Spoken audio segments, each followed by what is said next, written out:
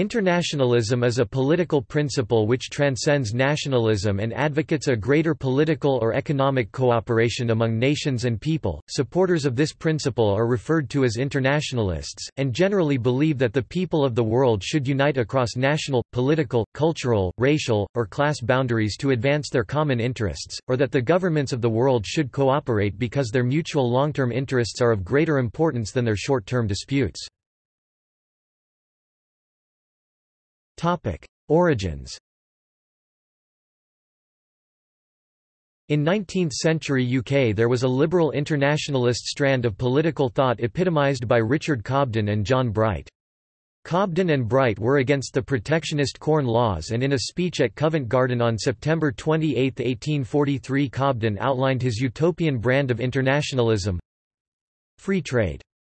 What is it? Why, breaking down the barriers that separate nations, those barriers behind which nestle the feelings of pride, revenge, hatred and jealousy, which every now and then burst their bounds and deluge whole countries with blood. 1.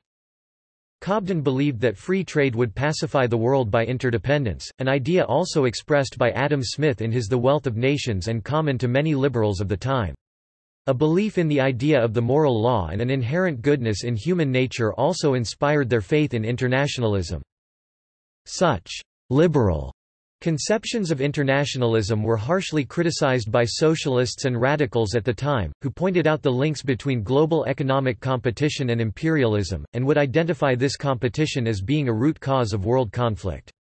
One of the first international organizations in the world was the International Workingmen's Association, formed in London in 1864 by working-class socialist and communist political activists including Karl Marx.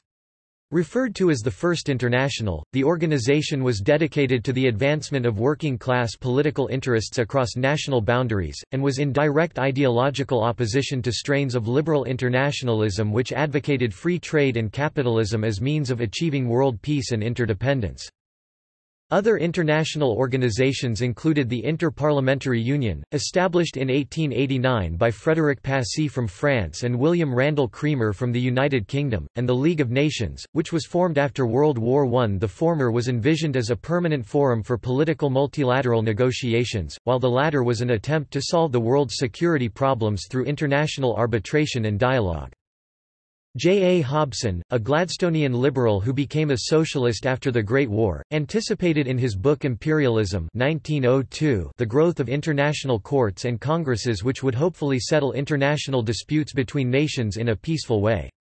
Sir Norman Angell in his work The Great Illusion 1910 claimed that the world was united by trade, finance, industry and communications, and that therefore nationalism was an anachronism and that war would not profit anyone involved but would only result in destruction. Lord Lothian was an internationalist and an imperialist who in December 1914 looked forward to the voluntary federation of the free civilized nations which will eventually exorcise the spectre of competitive armaments and give lasting peace to mankind. In September 1915 he thought the British Empire was the perfect example of the eventual world commonwealth. Internationalism expressed itself in Britain through the endorsement of the League of Nations by such people as Gilbert Murray.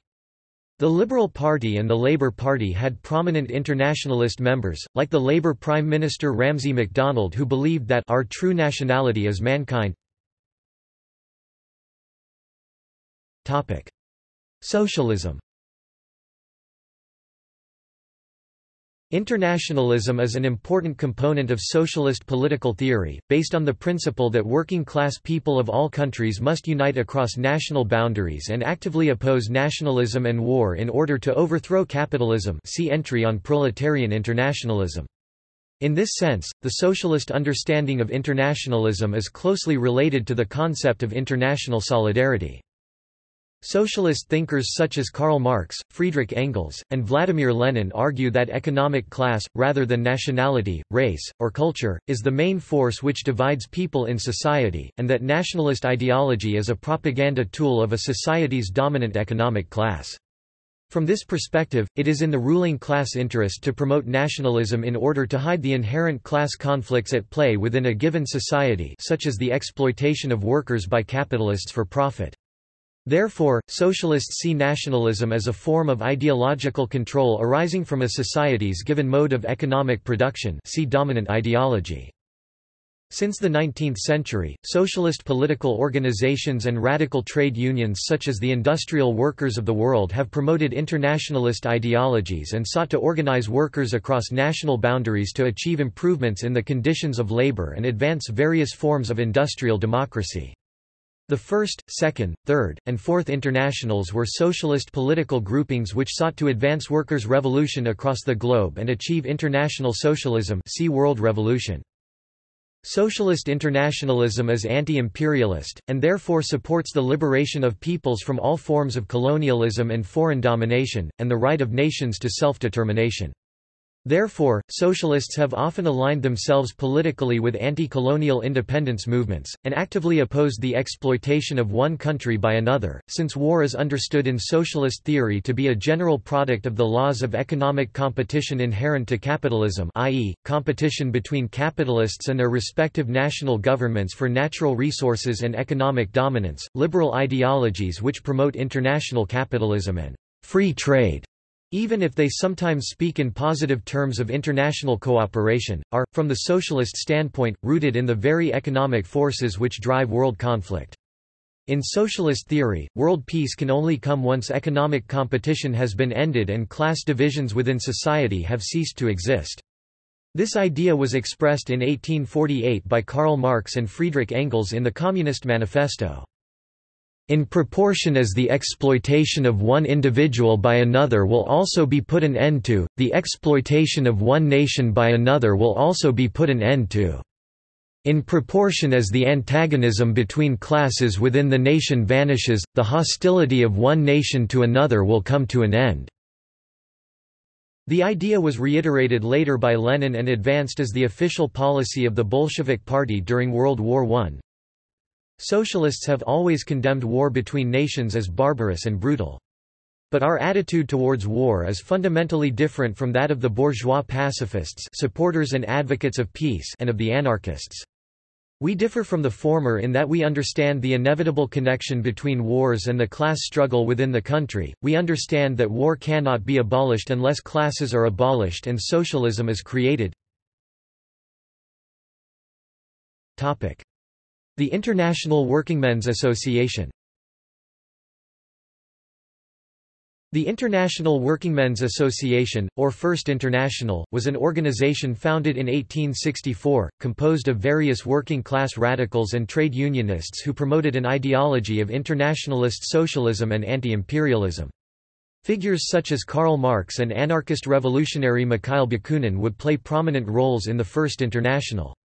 The inaugural address of the First International, written by Marx in October 1864 and distributed as a pamphlet, contained calls for international cooperation between working people, and condemnations of the imperialist policies of national aggression undertaken by the governments of Europe. If the emancipation of the working classes requires their fraternal concurrence, how are they to fulfill that great mission with a foreign policy in pursuit of criminal designs, playing upon national prejudices, and squandering in piratical wars the people's blood and treasure? By the mid-1870s, splits within the International over tactical and ideological questions would lead to the organization's demise and pave the way for the formation of the Second International in 1889. One faction, with Marx as the figurehead, argued that workers and radicals must work within parliaments in order to win political supremacy and create a workers' government. The other major faction were the anarchists, led by Bakunin, who saw all state institutions as inherently oppressive, and thus opposed any parliamentary activity and believed that workers' action should be aimed at the total destruction of the state. The Socialist International. The Socialist International, known as the Second International, was founded in 1889 after the disintegration of the International Workingmen's Association. Unlike the First International, it was a federation of socialist political parties from various countries, including both reformist and revolutionary groupings. The parties of the Second International were the first socialist parties to win mass support among the working class and have representatives elected to parliaments. These parties, such as the German Social Democratic Labour Party, were the first socialist parties in history to emerge as serious political players on the parliamentary stage, often gaining millions of members. Ostensibly committed to peace and anti-imperialism, the International Socialist Congress held its final meeting in Basel, Switzerland in 1912. In anticipation of the outbreak of World War I, the manifesto adopted at the Congress outlined the Second International's opposition to the war and its commitment to a speedy and peaceful resolution. If a war threatens to break out, it is the duty of the working classes and their parliamentary representatives in the countries involved, supported by the coordinating activity of the International Socialist Bureau, to exert every effort in order to prevent the outbreak of war by the means they consider most effective, which naturally vary according to the sharpening of the class struggle and the sharpening of the general political situation. In case war should break out anyway, it is their duty to intervene in favor of its speedy termination and with all their powers to utilize the economic and political crisis created by the war to arouse the people and thereby to hasten the downfall of capitalist class rule. Despite this, when the war began in 1914, the majority of the socialist parties of the International turned on each other and sided with their respective governments in the war effort, betraying their internationalist values and leading to the dissolution of the Second International. This betrayal led the few anti-war delegates left within the Second International to organize the International Socialist Conference at Zimmerwald, Switzerland in 1915. Known as the Zimmerwald Conference, its purpose was to formulate a platform of opposition to the war. The conference was unable to reach agreement on all points, but ultimately was able to publish the Zimmerwald Manifesto, which was drafted by Leon Trotsky. The most left-wing and stringently internationalist delegates at the conference were organized around Lenin and the Russian Social Democrats, and known as the Zimmerwald Left. They bitterly condemned the war and what they described as the hypocritical social chauvinists of the Second International, who so quickly abandoned their internationalist principles and refused to oppose the war. The Zimmerwald Left resolutions urged all socialists who were committed to the internationalist principles of socialism to struggle against the war and commit to international workers' revolution. The betrayal of the Social Democrats and the organization of the Zimmerwald Left would ultimately set the stage for the emergence of the world's first modern communist parties and the formation of the Third International in 1919. Topic: The Communist International. The Communist International, also known as the Comintern or the Third International, was formed in 1919 in the wake of the Russian Revolution, the end of the First World War, and the dissolution of the Second International. It was an association of communist political parties from throughout the world dedicated to proletarian internationalism and the revolutionary overthrow of the world bourgeoisie. The Manifesto of the Communist International, written by Leon Trotsky, describes the political orientation of the International as against imperialist barbarism, against monarchy, against the privileged estates, against the bourgeois state and bourgeois property, against all kinds and forms of class or national oppression. The Fourth International. The Fourth and last Socialist International was founded by Leon Trotsky and his followers in 1938 in opposition to the Third International and the direction taken by the USSR under the leadership of Joseph Stalin. The Fourth International declared itself to be the true ideological successor of the original Comintern under Lenin, carrying on the banner of proletarian internationalism which had been abandoned by Stalin's Comintern. A variety of still active left-wing political organizations claim to be the contemporary successors of Trotsky's original Fourth International. Modern expression. Internationalism is most commonly expressed as an appreciation for the diverse cultures in the world, and a desire for world peace. People who express this view believe in not only being a citizen of their respective countries, but of being a citizen of the world. Internationalists feel obliged to assist the world through leadership and charity. Internationalists also advocate the presence of international organizations, such as the United Nations, and often support a stronger form of a world government. Contributors to the current version of internationalism include Albert Einstein, who was a socialist and believed in a world government, and classified the follies of nationalism as an infantile sickness. Conversely, other internationalists such as Christian Lange and Rebecca West saw little conflict between holding nationalist and internationalist positions. International organizations and internationalism. For both intergovernmental organizations and international non-governmental organizations to emerge, nations and peoples had to be strongly aware that they shared certain interests and objectives across national boundaries, and they could best solve their many problems by pooling their resources and effecting transnational cooperation, rather than through individual countries' unilateral efforts. Such a view, such global consciousness, may be termed internationalism, the idea that nations and peoples should cooperate instead of preoccupying themselves with their respective national interests or pursuing uncoordinated approaches to promote them. Sovereign nations versus supranational powers balance. Internationalism, in the strict meaning of the word, is still based on the existence of sovereign nations.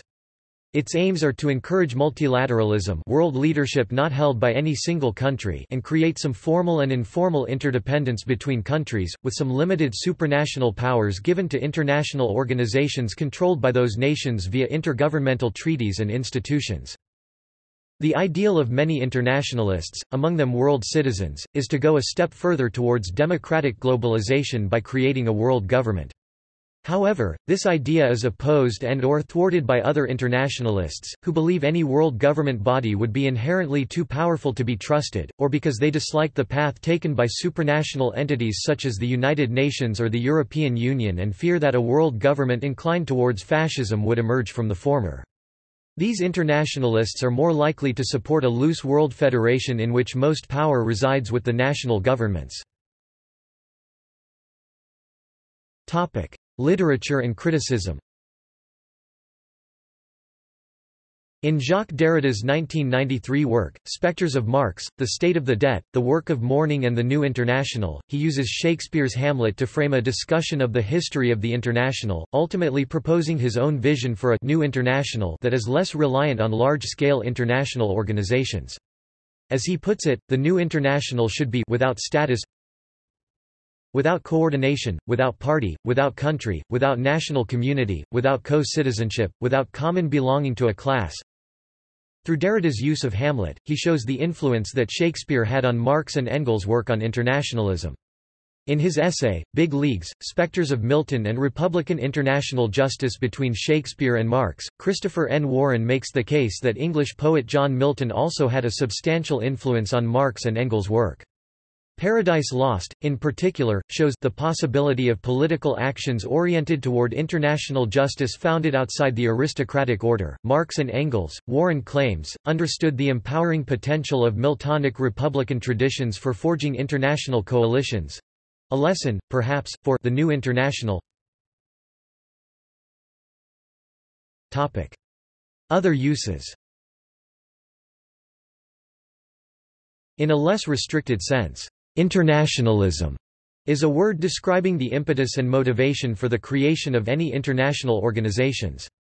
The earliest such example of broad internationalism would be the drive to replace feudal systems of measurement with the metric system, long before the creation of international organizations like the World Court, the League of Nations and the United Nations. In linguistics, an internationalism is a loanword that, originating in one language, has been borrowed by most other languages. Examples of such borrowings include OK, microscope, and tokamak. See also: Anti-nationalism, Bahá'í International Community, Cosmopolitanism, Cross-culturalism, Global Citizens Movement, Global Justice, Global Village, Globalization, Pan-Islamism, International Community, Neoconservatism, Transnationalism, New Internationalist, World Community, Yank Levy, Anti-imperialism, International Workingmen's Association, Second International, Communist International, Fourth International. References. Further reading. Ankerl, Guy 2000. Global Communication Without Universal Civilization.